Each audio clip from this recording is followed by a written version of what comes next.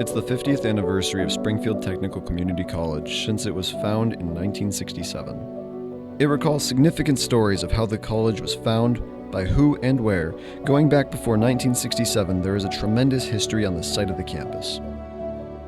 What's nice is this is our 50th year, and we get to celebrate that all year, and it gives us a chance to talk about a lot of different things, even going back to 1967 when the college was founded, and how uniquely it was started as a technical institution, and how rare that was to really focus on the technical piece again. I am just astounded that the college is now 50 years old.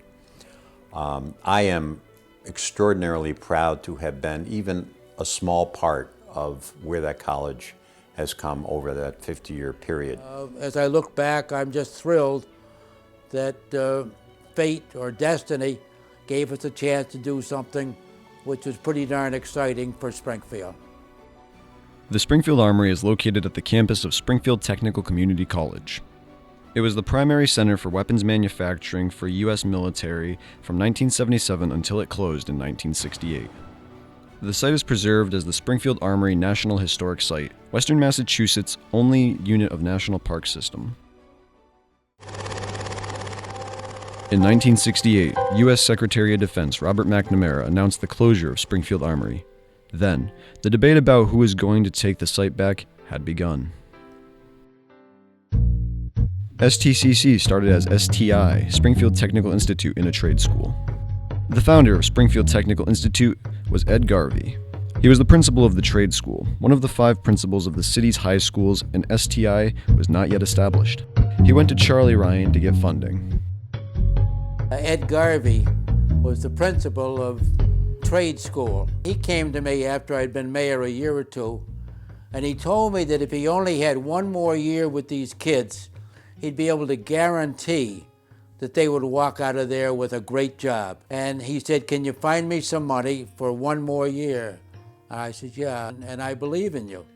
And so we did, and we called it, that extra year, we called it the Springfield Technical Institute. And it was funded with city money. He had established Springfield Technical Institute in 1964. That was, it was housed at Trade High School. With the Armory closing, he perceived to be correctly so, the great need for post-secondary education. He thought that this would be a great place, the Armory grounds would be a great. Ed Garvey had a vision of establishing a technical community college on the Armory site. He went to meet with Tony Schiavelli, who was the state representative, one of the most powerful positions in the state, to find out the key player of winning the Armory site and getting the funding. There was a raging battle among various players in the Springfield area about the future use of the Armory. At the time that Ed had the vision about creating the first technical community college in Massachusetts, and the only one for that matter. So he went to see my uncle, Tony Schiavelli. He was chairman of Ways and Means. He had clout. He was a powerful figure. He could get things done. And knowing that, and knowing that Tony was a big supporter of education in general, he approached him about the possibility of getting funding. Charlie Ryan, who was the mayor of Springfield from 1962 to 1968, had known about Garvey's vision on the Armory site. He realized that there was no better choice than establishing a technical community college there. So he went with Garvey and Tony Schiavelli to meet the governor of Massachusetts, John Volpe. We convinced Governor Volpe that he should put state money behind what we asked for was a brand new community college. And I told the governor that I didn't want just a regular community college. I wanted one with technical, because he had the Technical Institute. I've seen that work. He said he'd be happy and proud to fund the Springfield Technical Community College. Within a few months, the Springfield Technical Institute was moved to the site of the Armory, and gradually, it started to build new faculty buildings which replaced the old ones. In 1967-68, when they moved the campus to this venue, many of the buildings were considered historic and therefore could not be changed, altered. When I came to the institution, there were basically none of the buildings that you see here currently were here, except for Building 20, which really had only 3 floors to it. When the college first opened in 1967, there was really an effort on the part of everyone. And they had to really build walls in buildings because these were factory buildings that they were actually going to operate out of. And some of them were even houses that, the officers at the old armor. Gradually in the 1970s and the 1980s, we had Building 2 opened, Building 13 opened, and Building 17, not exactly in that order. And the physical orientation of the campus was not going to be the campus green, as you might think. The front of the building really faces Quarters 19. In 1980, in that time, the library was on the 2nd floor of Building 27. Also on the 2nd floor of 27 was the cafeteria. And the cafeteria was also incorporated into the theater program. So what was the cafeteria during the day became the theater program a couple of times a year. In 1983, the library was invited to move to the 1st floor of Building 27. So we basically doubled our space. In 2000, a Title III grant enabled the library to open up a teaching lab. We had almost 300 magazines in the library. For a variety of reasons, we cut that, some of them because programs changed. But now most of our magazines are electronically delivered, and the majority of the magazines that are in print are for reading enhancement.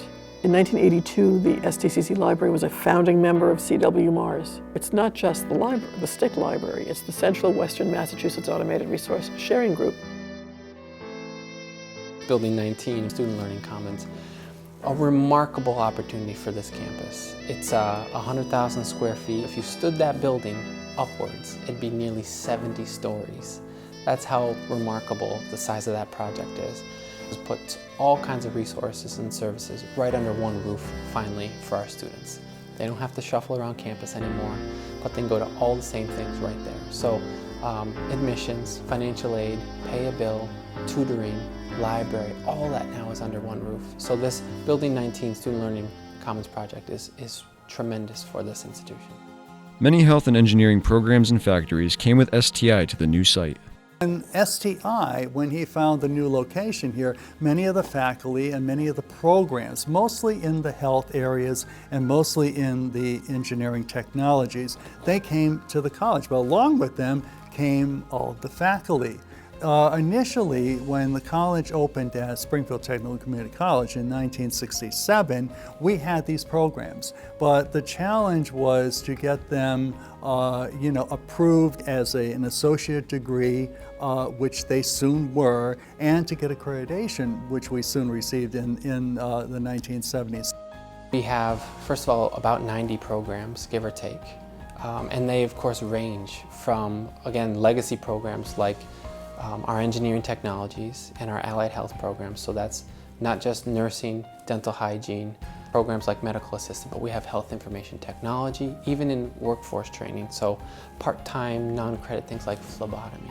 I'm amazed at all the programs we have. You know, when you take a look at the number of programs that we have today, without going into details, what you really find is probably in the late 70s and into the late 80s, that's when we saw the influx of a lot of new programs. They were really faculty driven, that were in the sciences, but also mostly in the technologies and in the health areas and the business area. These faculty, knew what the market was for our students who are going to graduate and go out there. They knew what they needed to have. It reflects the technology and the currency of what you need when you go out there. So we changed program names, we added programs, we added options to meet the needs of the community.